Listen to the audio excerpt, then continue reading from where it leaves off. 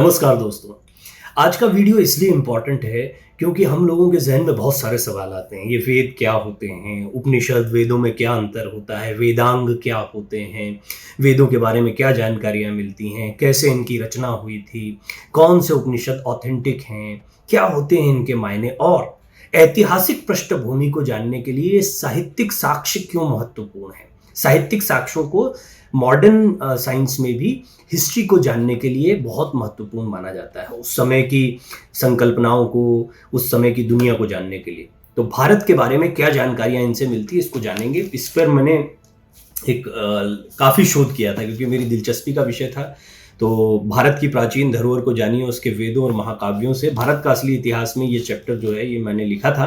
तो मैं आज आपके लिए इसको शब्दशः, क्योंकि इसमें बड़ा व्यवस्थित तरीके से मैंने लिखा है, तो ये आपको समझ में आएगा। इससे क्या क्या होगा, इससे आपके कंसेप्ट क्लियर हो जाएंगे हमेशा के लिए। बहुत लोगों के जहन में सवाल आते हैं, वेदों को लेकर कोई सवाल पूछ देता है तो हमारे पास जवाब नहीं होते हैं, उपनिषदों को लेकर कोई सवाल पूछ देता है तो हमारे पास जवाब नहीं होते, कितने होते हैं, कौन से होते हैं, किसने क्या किया, जैसे बहुत सी बातें होती हैं। इसमें मेरे पिताश्री पंडित श्री राम तिवारी जी ने मेरी काफ़ी मदद की। डॉक्टर डीपी त्रिपाठी हैं, संस्कृत के प्रकांड विद्वान, उन्होंने मेरी बहुत मदद की थी। उनसे काफ़ी बातचीत होती रहती। स्वर्गीय डॉक्टर इच्छाराम द्विवेदी, अब तो वो हमारे बीच नहीं रहे, वो भी प्रकांड विद्वान संस्कृत के रहे। उनसे भी मुझे काफ़ी कुछ जानने सीखने को मिला। तो इन सब लोगों का धन्यवाद करते हुए मैं आगे बढ़ता हूँ और आपको बताता हूँ कि साहित्यिक साक्ष्य कैसे वेद होते हैं और ये क्या होता है। और मैं इसको रीड आउट करूँगा आपके लिए ताकि कम समय में आपको ज़्यादा जानकारी मिल जाए। मेरा आपसे एक निवेदन है कि अगर कुछ चीज़ें आपको समझ में नहीं आती तो आप थोड़ा सा एक तो प्रश्न भी पूछ सकते हो। दूसरा, इस वीडियो को एक दो बार सुनेंगे तो आपको एकदम स्पष्ट हो जाएगा वेद उपनिषदों की संकल्पना, भारत का जो पुरातन साहित्य रहा है वो कितना महत्वपूर्ण रहा, उसमें क्या क्या, सब क्लियर हो जाएगा।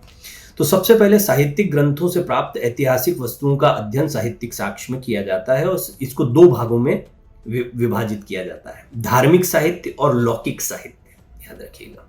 तो इसमें भी दो धार्मिक साहित्य जो होते हैं उसमें भी दो हिस्से हो जाते हैं। फिर ब्राह्मण साहित्य और ब्राह्मणेतर साहित्य, ये शब्द क्यों आए ये भी बताते हैं। दरअसल जो श्रुति स्मृति के जरिए याद रखते थे इन चीजों को, इस परंपरा को आगे बढ़ाते थे, वो ब्राह्मण होते थे।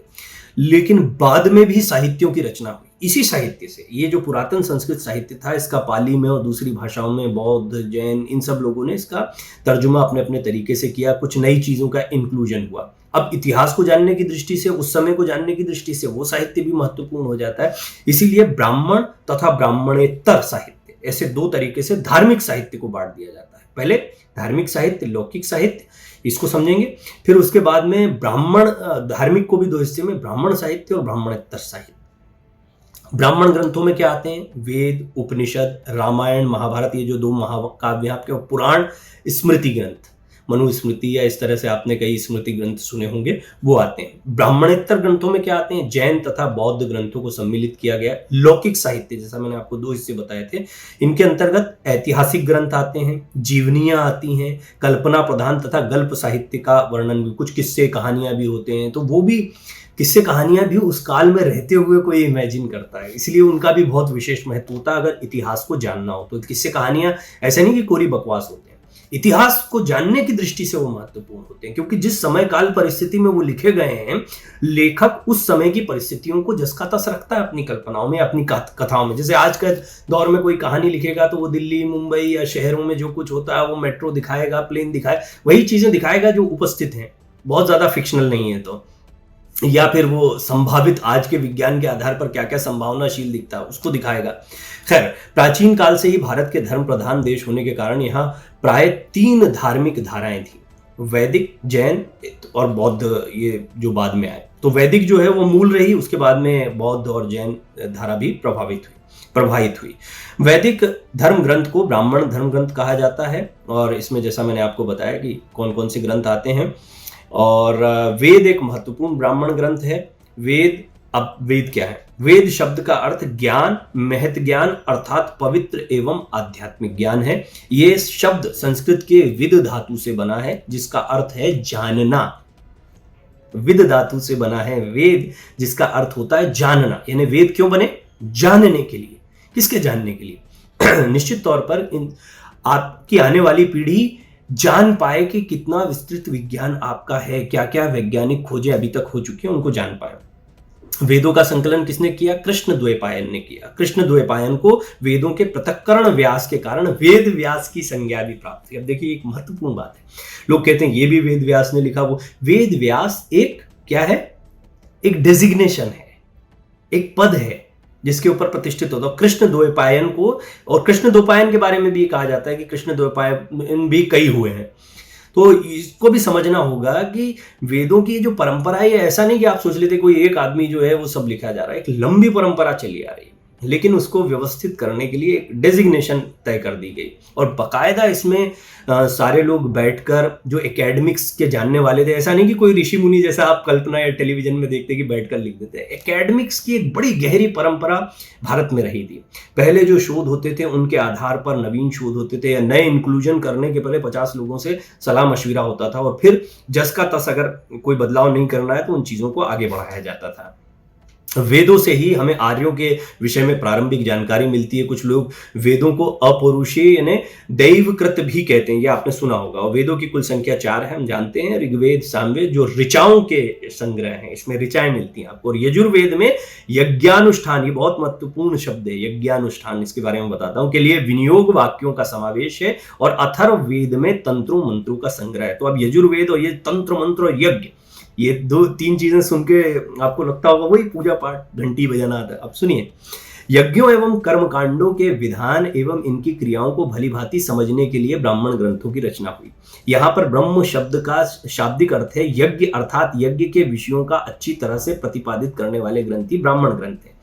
ब्राह्मण ग्रंथों में सर्वथा यज्ञों की वैज्ञानिक, अधिभौतिक तथा आध्यात्मिक मीमांसा प्रस्तुत की गई है। ये ग्रंथ अधिकतर गद्य में लिखे गए हैं। इनमें उत्तरकालीन समाज तथा संस्कृति के संबंध का ज्ञान प्राप्त होता है। प्रत्येक वेद संहिता के अपने अपने ब्राह्मण होते हैं। इन वेदों के अलग अलग ब्राह्मण भी होते हैं, शतपथ ब्राह्मण, या इस तरह से आपने सुना होगा अलग अलग ब्राह्मण। तो ये कुछ बेसिक जानकारी जो। अब ये यज्ञ क्या होता है? दरअसल जो एक्सपेरिमेंट्स होते थे, जो रिसर्च होती थी, उसको यज्ञ शब्द से हमारे यहाँ पर निरूपित किया जाता था। यज्ञ का मतलब ही ये होता है, यज्ञानुष्ठान हो रहा है, यानी कोई रिसर्च हो रही है, कोई काम हो रहा है। और उसकी यज्ञ की विधियां जो पहले एक्सपेरिमेंट हो चुके हैं उनको रखा जाता था उसमें। तो हमने क्या सोच लिया, हवन करना, कुंड बनाना और उसमें आहुति छोड़ना, इतने भर तक हम सीमित हो। ये भी परंपरा थी, इस परंपरा में भी कोई बुराई नहीं। ये भी एक आध्यात्मिक दृष्टिकोण से और प्राकृतिक दृष्टिकोण से, हर दृष्टिकोण से ये बहुत महत्वपूर्ण है। लेकिन ये बहुत सीमित दायरा है। यज्ञ का सिर्फ इतने भर से अनुमान लगा लेना कि यज्ञ का मतलब ये होता है, नहीं। यज्ञ का मतलब होता है एक्सपेरिमेंट्स। तो ये यज्ञ के लिए इतना सब कुछ लिखने की क्या जरूरत थी? इतने बड़े बड़े ग्रंथ, सोचिए क्या क्या लिखा गया होगा। तो यज्ञ शब्द को पहले समझिए, रिसर्च, किस तरह की रिसर्च हो चुकी है, और आगे भी आपको इस यज्ञ का अनुष्ठान करना है तो क्या क्या करना होगा, उसकी विधियां, और किस तरीके से नई चीजों को या नए एक्सपेरिमेंट्स को इंक्लूड किया जाता है। तो वैज्ञानिक तौर पर वेदों में काफी कुछ, खास तौर पर यजुर्वेद और अथर्ववेद में जो आपको तंत्र मंत्र शब्द और यज्ञ मिलते हैं, इनका मतलब ये नहीं है कि जो आप लोग समझने लगे। ये बहुत ही कुत्सित प्रयास किया गया इतिहास को तोड़ने मरोड़ने का। दरअसल ये शब्दों के अर्थ समझिए, बड़े महत्वपूर्ण शब्द हैं। तंत्र, मंत्र, यज्ञ, इनको आप ऐसे समझिए कि थ्योरम्स हैं, एक्सपेरिमेंट्स हैं, रिसर्च पेपर्स हैं। अगर आज के शब्दों में इस तरीके से लेंगे तो आप बोलेंगे तो एकेडमिक हो गया। बिल्कुल एकेडमिक है, ये सारी किताबें एकेडमिक हैं। अब आरण्यक साहित्य आपने सुना होगा, अरण्य से आप समझते हैं जंगल में। तो ये जो आरण्यक साहित्य होता है, ये दार्शनिकों ने अपना लिखा, मतलब फिलॉसफी की जमीन भारत को इसलिए कहा जाता है। जंगल में रहकर, जंगल में मनन करके वो इस तरह के साहित्य को लिखते थे, इसलिए इसको आरण्यक साहित्य कहा जाता है। अब आरण्यक कौन कौन से हैं वो मैं आपको बता देता हूं फटाफट। ऐत्रेय आरण्यक, शंखायंत आरण्यक, बृहदारण्यक आपने सुना ही होगा, बृहदारण्यक, मैत्रायणी उपनिषद आरण्यक तथा तवलकार आरण्यक। इसे जैमिनियोपनिषद ब्राह्मण भी कहते हैं। ये मुख्य हैं। ऐत्रेय तथा शांखायन ऋग्वेद से, बृहदारण्यक शुक्ल यजुर्वेद से, मैत्रायणी उपनिषद आरण्यक कृष्ण यजुर्वेद से तथा तवलकार आरण्यक सामवेद से संबंध है। अथर्ववेद का कोई आरण्यक उपलब्ध नहीं है, यानी इसके भी रहे होंगे, वो खत्म हो गए। आरण्यक ग्रंथों में प्राण विद्या की महिमा का प्रतिपादन विशेष रूप से मिलता है। इनमें कुछ ऐतिहासिक तथ्य भी हैं, जैसे तैत्तिरीय आरण्यक में कुरु, पांचाल, काशी, विदेह आदि महाजनपदों का उल्लेख है। यानी उस समय पर इन जगहों पर क्या कुछ होता था, किस तरह की स्थितियां थी, उसके बारे में जानकारियां मिलती हैं। ये तो थोड़ा लंबा वीडियो हो जाएगा। अब मैं ये वेदों के बारे में, आरण्यकों के बारे में आपको कुछ जानकारी दी। एक और वीडियो मैं आपको बनाऊँगा, उसमें मैं आपको उपनिषदों के बारे में जानकारी दूँगा कि उपनिषद कौन-कौन से होते हैं, कै वेदांग क्या होते हैं, उनके क्या मायने होते हैं। तो बहुत-बहुत धन्यवाद। इस तरह की इन्फॉर्मेशन को आगे बढ़ाते रहें, खुद सुनें, खुद जानें, ये भी ज़्यादा महत्व की बात है। धन्यवाद। वेब दर्शन का कंटेंट आपको पसंद आता है? इसी तरह अपना प्यार और स्नेह देते रहें। चैनल को शेयर, सब्सक्राइब और वीडियो को लाइक करना न भूलें।